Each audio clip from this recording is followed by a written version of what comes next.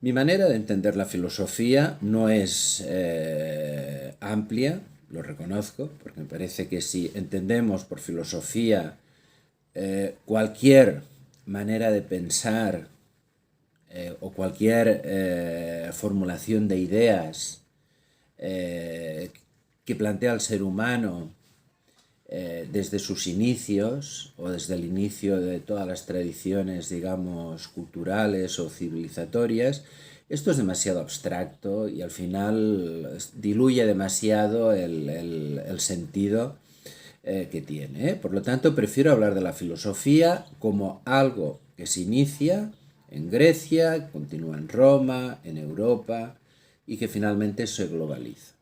¿eh?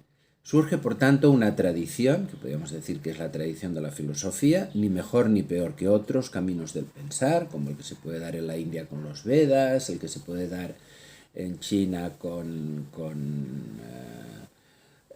los libros de Confucio, con los textos de Tao Te Ching, de Zhuangzi. Bueno, estos serían otras maneras de pensar.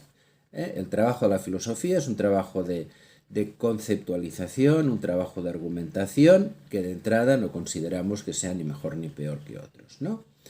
Eh, en este sentido, esta tradición a la que llamo filosofía se mantiene a través de los textos. Independientemente de la intención, es posible, como se dice, que Platón considerara que la auténtica filosofía se hacía en el interior de la academia a través de las discusiones orales y que la escritura siempre es un nivel de degradación, pero lo cierto es que los diálogos de Platón son el inicio de esta tradición filosófica. Podríamos aquí incorporar, por supuesto, los textos anteriores de Heráclito, de Parménides, pero en sentido fuerte empiezan con los diálogos de Platón. Y en los diálogos de Platón ya hay las primeras problemáticas, las primeras conceptualizaciones, las primeras argumentaciones que luego se irán desarrollando a lo largo de esta tradición hasta nuestros días. Y esta tradición es una tradición textual. Filosofías son textos. Esta tradición textual, que podemos llamar historia de filosofía, no es algo tampoco separado de la propia filosofía, porque la filosofía no es algo que aparezca anteriormente a sus textos. Por supuesto que sería un error radical considerar que hay unas problemáticas filosóficas que están y que lo que hacen los textos filosóficos es dar diferentes respuestas a estos problemas, porque justamente la filosofía es la formulación de problemas, cómo a partir de argumentar un problema se llega a otro. Hay algunos intentos de sistematización, pero la filosofía como tal no creo que sea un sistema. Es toda una actividad, toda una, podríamos decir, una actividad conceptual y lógica que se va desarrollando siguiendo un cierto hilo conductor. O sea, este hilo conductor, de hecho, nosotros lo reconstruimos, digamos, a partir de los textos, ¿no?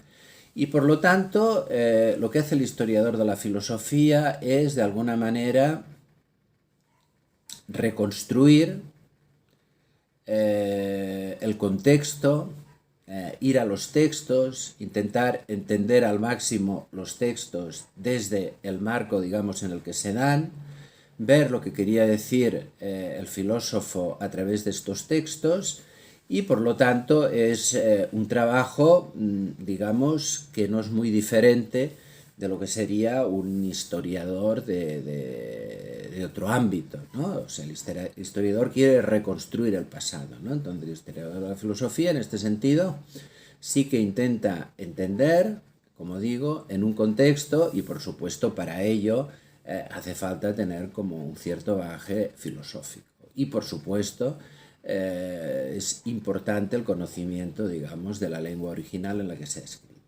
Esto sería una cuestión.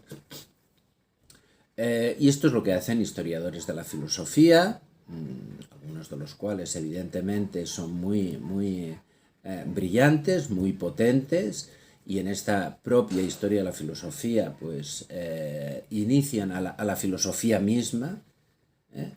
Pero una cosa diferente, un trabajo diferente sería, por ejemplo, el trabajo que podríamos llamar hermenéutico. O sea, el trabajo hermenéutico es un trabajo sobre los textos, pero es un trabajo conceptual. El trabajo hermenéutico es como intentar extraer una elaboración a partir de lo que dicen los textos. Esto consideraríamos que la tradición filosófica, en cuanto a sus clásicos, por decirlo así, quizás la iniciaríamos con los de Heráclito y Parménides y podríamos acabarla en Heidegger, en el sentido de que, evidentemente, para hablar de clásicos hace falta una cierta, digamos, distancia, ¿no? Y justo a partir de Heidegger, pues Gadamer, digamos, a través de su hermenéutica, pues planteará, digamos, este tipo de trabajo. Y tenemos filósofos muy importantes que lo hacen, como por ejemplo Felipe Martínez Marzoa, ¿no? Es decir, es un trabajo hermenéutico que es un trabajo que puede ser muy original. Es un trabajo de extraer cosas nuevas a partir, digamos, de lo escrito. Pero hay también un tercer planteamiento que no sería el de historiador y que tampoco sería el de hermenéutica, que es algo que fundó Michel Foucault, que es lo que él llamó la genealogía. La genealogía quiere decir que partiendo de una concepción actual, una manera de entender la filosofía, en el caso de Foucault sería la filosofía como actividad crítica, a partir del presente vas como rastreando, vas buscando una procedencia a través de, como digo, de un camino que va del presente al pasado. No que es una reconstrucción del pasado, como harían los historiadores, ni que tampoco es, como harían los hermenéuticos, un trabajo textual. Evidentemente, los hermeneutas de la filosofía necesitan un gran bagaje filosófico, filológico, para poder hacerlo, ¿no? Pero vemos que es una cosa diferente. La historia de filosofía sí que necesita una contextualización y de hecho el trabajo hermenéutico va a los textos y en principio se centra exclusivamente, digamos, en ellos, ¿no?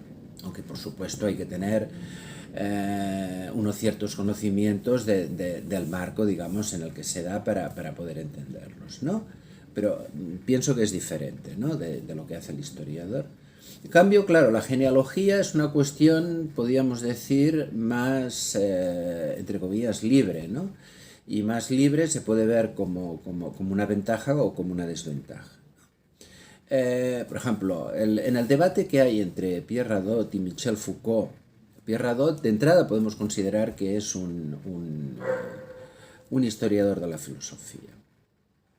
Digo de entrada. Luego ya explicaré por qué. Pero lo que plantea Michel Foucault es, por ejemplo, desde una problemática que él formula como presente y que es la construcción del sujeto ético, una propuesta de construcción del sujeto ético, que también lo puede llamar cuidado de sí, lo que hace Foucault es una genealogía que le lleva hasta las escuelas, por ejemplo, de los estoicos. Séneca, Marco Aurelio. Y aquí Pierre Hadot le critica porque plantea que lo que está diciendo Foucault o lo que está haciendo es un anacronismo, porque está haciendo o está leyendo los estoicos desde una problemática que es actual. Pero no es un anacronismo porque hay que entender lo que plantea Foucault. Y habría que preguntarse si lo que hace Hadot no es también una genealogía, desde el punto de vista que lo que hace Hadot es una lectura de la historia de la filosofía desde un determinado planteamiento, que es entender la filosofía como una forma de vida, ¿no? Por lo tanto, hermenéutica, historia, genealogía son como tres perspectivas diferentes que no pueden ser incompatibles, pero que serían, por decirlo en términos de Wittgenstein, juegos de lenguaje diferentes. Y en la medida en que se confunden, pues pueden dar lugar a esto, a confusión.